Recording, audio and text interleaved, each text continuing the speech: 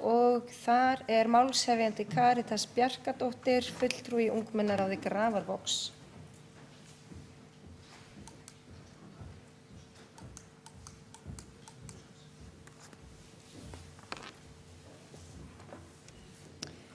Ágæti borgarstjóri, forseti borgarstjórnar og aðrir gestir. Í dag fundum við, fulltrúar Reykjavíkurráðs ungmenna með ykkur, fulltrúum borgarstjórnar, 16. ári í röð. 16. ári í röð höfum við undirbúið okkur að natni við að gera málstaðan okkar sem frambærilegastan, eftirtektarverðan. Samt tillagan okkar í dag ekki byltingarkennd.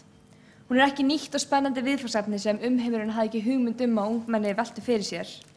Nei, þvert á móti tillagan okkar í dag tugga sem situr föst á milli tannanna á hverjum þeim sem hún borin undir. Í dag ætlum við að tala geðfræðslu, geðheilbrigði ungmenna. Yfirvofandi ógnina sem steðjar að kynslóðinni sem að brátt tekur við öllu og engu sem þið hafa upp að bjóða ef við komumst einhvern tímann á biðlistanum minn á BUGL. Og við vitum, geðheilbrigði og geðsjúkdómar vandmeð farið umræðefni. Fólk veit ekki hvað það á eða má segja. Aðgangskál höfð í nærveru sálar og þar fram eftir götunum. En það einmitt málið. Fólk veit ekki hvað það á að segja þegar geðheilbrigði berst í tal. Og það virðist ekki skipta neinu máli hversu almenn kvíðaröskun orðin eða hversu langur biðlistinn inn á átröskunardeild Landspítalans alltaf umræðan jafn erfið og óþægileg. Og þá getur verið hægt að spyrja sig, af hverju? Af hverju uppgötvast geðsjúkdómar svona seint í ungmennum? Af hverju alltaf svona mikil skömm sem fylgir því að fara til sálfræðings þrátt fyrir herferði eins og #ég ekki tabú og #faces of depression. Og svarið einfalt. Að því við vitum ekki betur. Kunnum kannski bara ekki á þetta. Og hvernig hægt að laga það? Með fræðslu. Og vilja ungmennin enn og aftur meiri fræðslu? Já, og það strax. Staðan sem sagt í stuttumáli þessi. Við erum rosa mörg að farast úr kvíða og okkur fjölgar, hratt. Þau sem eru ekki taugaveiklun á hrúgur eru kannski þunglind, með átröskun, athyglisbrest, fíkn, eitthvað. Samt hefur ekkert bent til þess að fræðsla geðsjúkdóma aukist eitthvað í grunnskóla borgarinnar. Ef eitthvað hefur hann verið skert, þar sem lífsleiðnikennslu hefur verið hætt í allt of mörgum grunnskólum. Og það eru einmitt þeir tímar sem notaðir voru í fræðslu og forvarnir. Þetta þyrfti kannski að byrja á því að laga. Þar sem af okkar reynslu að dæma eru langfæstir kennarar tilbúnir að fórna dýrmætum kennslustundum í eitthvað sem ekki á námskrá. Þó svo Pýþagórasreglan hjálpi kannski ekki beint í kvíðaköstum, það var hægt að skilja þennan trega til að láta eftir tíma, því krafan að klára menntakerfið á sem stystum tíma hann stærri en krafan andlega veljiðan. Vitundavakningin samt alveg til staðar að einhverju leyti og undanfari misseri hefur borið meira á samtökum og félögum sem stofnuð eru þeim tilgangi að fræða almenning og aðra geðsjúkdóma og hvað hægt að gera við þeim.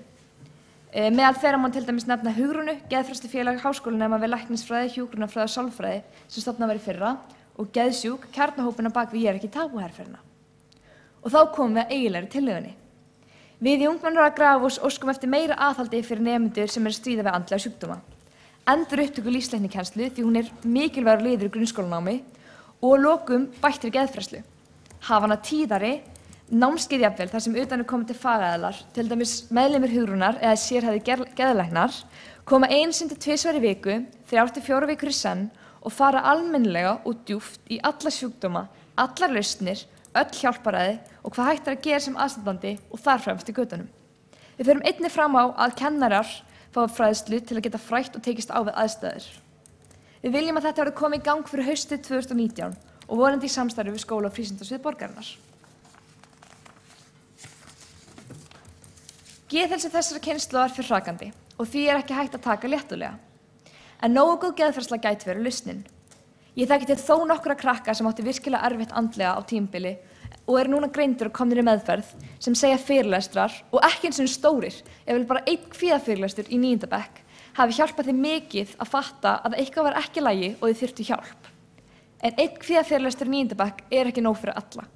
Og því vonum við að öll í hjarta að þið, borgarfulltrúar, takið þessa tillögu til ykkar og reynið að finna lausnir á málinu. Það brýnt. Þá hefur Karítas Bjarkadóttir lokið máli sínu og næst tekur til máls Heiða Björk Hilmisdóttir, borgarfulltrúi.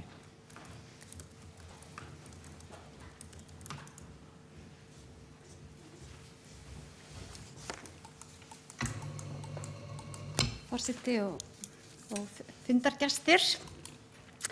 Þakka Karítas Bjarkardóttur fyrir þessa fínu tillögu og fína ræðu líka, ykkur auðvitað öllum, en þetta að sjálfsögðu ekki ný eða frumleg tillaga, einhver síður eins og nefnt var hér áðan.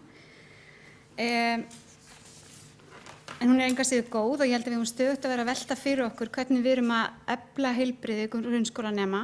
Við höfum samþykkt hérna í borgarstjórn að allir leik- og grunn- og frístundamiðstöðvar, leik- og grunnskólar og frístundamiðstöðvar eigi að vera heilsueflandi. Við viljum að þessar staðir efli heilsu ungmenna. Og í því felst auðvitað að í boði fræðsla og líka góðar fyrirmyndir og líka að það verður auðveldara að velja rétt fyrir sína heilsu, hvort sem að ræða geðheilsu eða líkamlega heilsu. Og þar eru 4 áhersluþættir í því starfi innan grunnskóla, leikskóla og frístundamiðstöðva og það er hreyfing, næring, líðan og lífstíll og líðan geðheilsan. Þannig að það er heilmikil áhersla þar lögð á geðheilsu. Svo hefur velferðarsvið og skólafrístundasviði verið að efla geðheilbrigðisþjónustu síðustu ár. Það hafa verið stofnaðar geðheilsumiðstöðvar og það hefur verið skimað fyrir þunglyndi. En varðandi fræðsluna, það eru auðvitað kannski svolítið seint að grípa inn í þegar að fólk orðið þunglynt. Þannig ég alveg sammála því að lausnin til þess að fyrirbyggja fræðsla. Og á síðasta ári þá samþykkti Alþingi geðheilsustefnu sem einmitt tekur svolítið á þessu máli.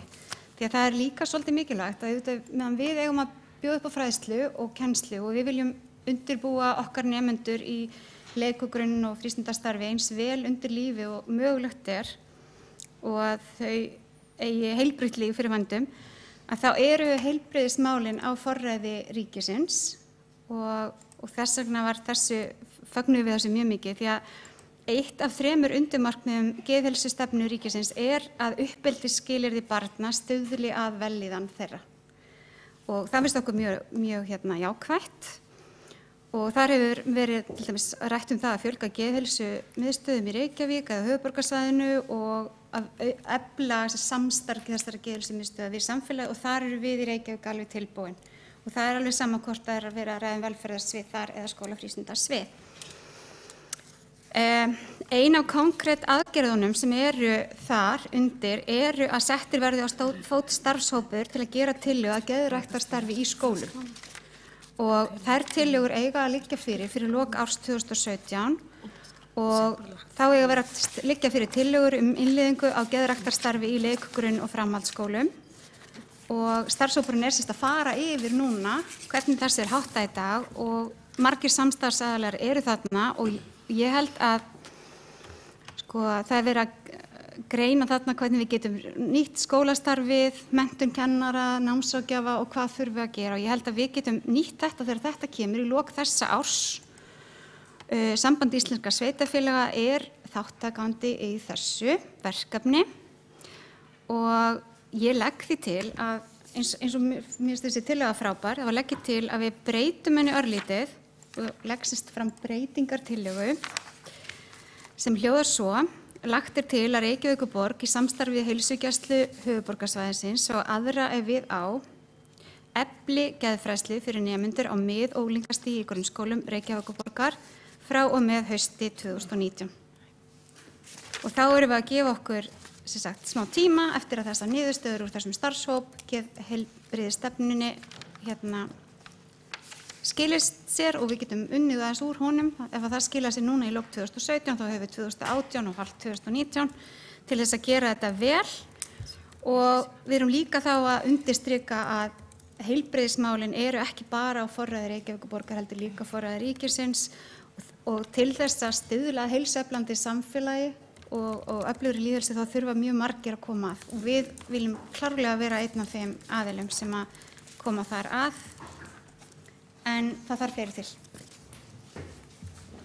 Þá hefur Heiða Björg Hilmisdóttir lokið máli sínu og Karítas Bjarkardóttir hefur óskað eftir því að koma upp í andsvar.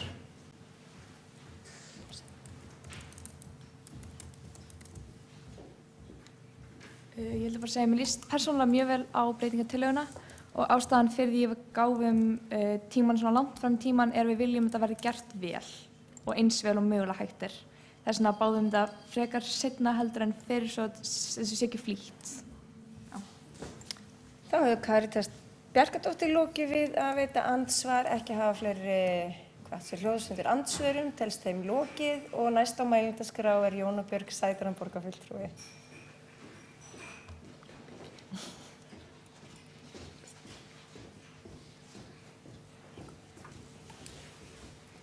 Borgarstjóri,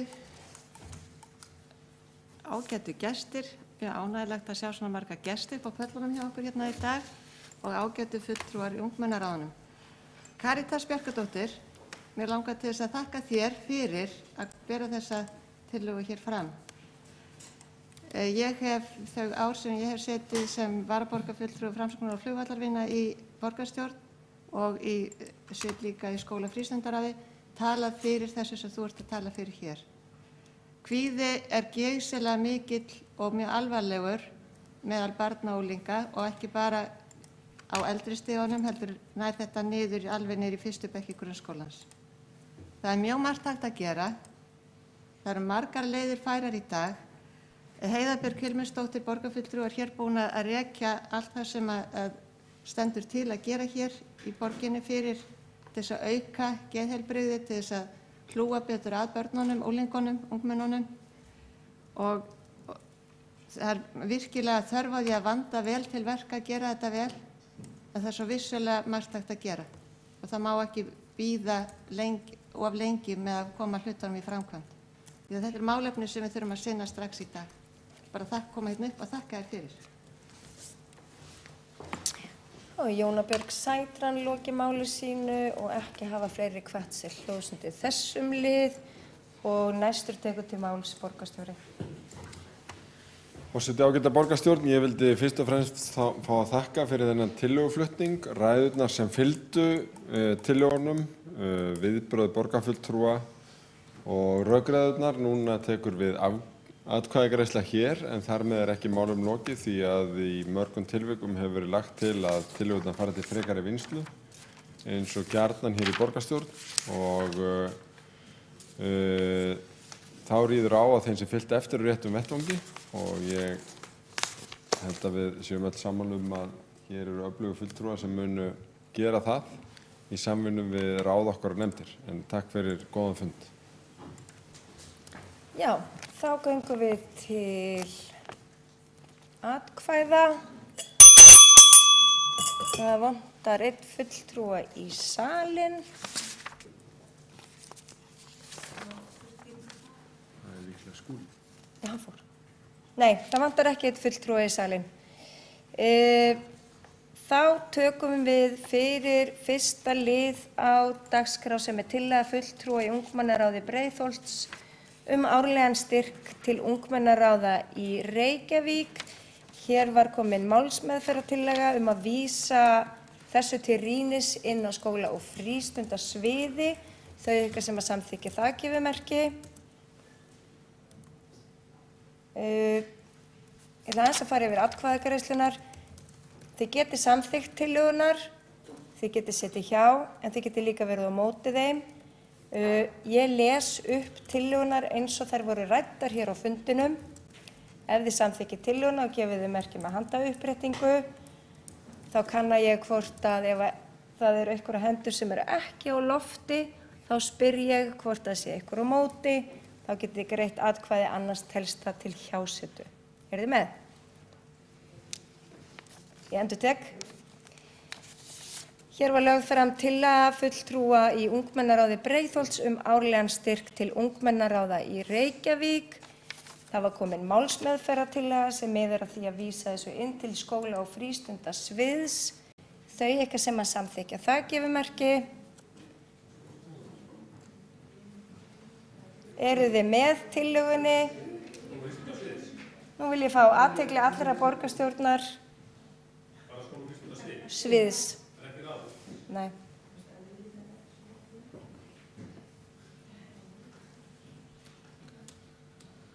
Já, það er samþykkt með 17 greiddum atkvæðum. Er einhver á móti? Gott. Þá förum við í annan lið. Og það tillaga fulltrúi í ungmennaráði Kjalarness aukna þjónustu við flóttamenn og umsækjendur alþjóðlega vernd. Og það var málsmeðferðartillaga að vísa þessu til borgarráðs sem að síðan vísar tillögunni í starfshóp sem að fjalla einmitt þessi málefni. Þau ykkar sem að samþykki það gefumerki. En það kom málsmeðferðartillaga til þess að vísa þessu til umfjöllunar. Já, sem að vísar þessu síðan inn í hópinn.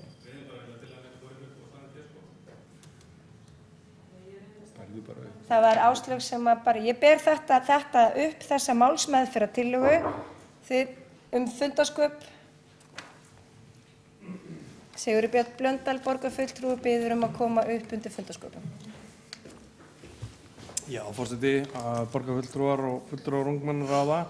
Það kom hér í umræðunni fram tillaga að samþykkja í raun og veru innihald þessari tillögu og vísa svo útfærslunni til borgarráðs og ég held að við getum algjörlega sammælst bara það. Þetta er góð tillaga og þó að það sé þarna einhver útfærsla eftir þá erum við að samþykkja meginmarkmið hennar. Takk fyrir. Og eftir þessar upplýsingar ber ég aftur upp tillöguna, þau ykkar sem að samþykkja. Já. Og ber ég aftur upp tillöguna, þau ykkar sem að samþykkja hana að vísa til borgarráðs, gefumerki. Það samþykkt samhljóma. Við förum í þriðja lið á dagskrá. Það var tillaga fulltrúi í ungmennaráði Laugardals, Háaleitis og bústaðum aðkoma ungmennaráðningu hlutastarfsmanna í félagsmiðstöðum. Það kom fram málsmeðferðartillaga að vísa þessu til umfjöllunar á skóla- og frístundasviði. Þau ykkar sem að samþykja það gefumerki. Það samþykkt samhljóða. Við förum í fjórða lið. Það var tillaga fulltrúi í ungmennaráði Laugardals, Háaleitis og bústaða samræmdan opnunartíma í félagsmiðstöðum í Reykjavík. Það kom málsmeðferðartillaga að vísa þessu inn á skóla- og frístundasvið og hafa samráð við ungmennaráðin þetta mál. Þau ykkar sem að samþykja það gefumerki. Einhverju á móti? Nei, þetta samþykkt með öllum greiddum atkvæðum. Þá það 5. liður tillaga fulltrúi í ungmennaráði miðborgar og Hlíða hinsegin fræðslu í grunnskólum. Þau ykkar sem að samþykja tillöguna og vísa henni inn til sviðs eða skóla- og frístundasviðs til útfærslu gefumerki. Það samþykkt samhljóða. Og við erum með 7. lið sem tillaga fulltrúi í ungmennaráði Vesturbæjar aukið úrval í mötuneytum grunnskóla í Reykjavík. Málsmeðferðartillaga kom undir þessum lið að vísa í matarstefnuhóp sem að störfum í Reykjavíkurborg. Þið ykkur sem samþykkið það gefumerki. Það samþykkt samhljóða. Og þá það liður 7, tillaga fulltrúi í ungmennaráði Árbæjar og Holta niðurgreiðslu á strætókortum fyrir börn. Það kom málsmeðferðartillaga að vísa þessu til skóla- og frístundasviðs. Þið sem að samþykkið það gefumerki. Já, það samþykkt samhljóða. Við tökum 8. lið, það tillaga fulltrúi í ungmennaráði Árbæjar og Holta opinn fund ungmennaráða og stjórn strætó BS. Og þið ykkar sem að samþykkið þá tillögu gefumerki. Hún samþykkt samhljóða. Og þá það 9. tillaga fulltrúi í ungmennaráði Grafarvogs geðfræðslu í grunnskólum Reykjavíkur. Það kom breytingatillaga við þá tillögu sem að hljóðar svo: lagt til að Reykjavíkurborg í samstarfi við heilsugæsluna efli geðfræðslu fyrir nemendur á mið- og unglingastigi grunnskólum Reykjavíkurborgar frá og með hausti 2019. Við greiðum atkvæði breytingatillöguna. Þið ykkar sem að samþykkja hana gefumerki. Hún er samþykkt samhljóða. Þá liggur ekki fleira fyrir þessum fundi og það eina sem við eigum eftir er að þakka fyrir hann og segja takk fyrir að kjósa Reykjavík. Fundi slutið svo fint.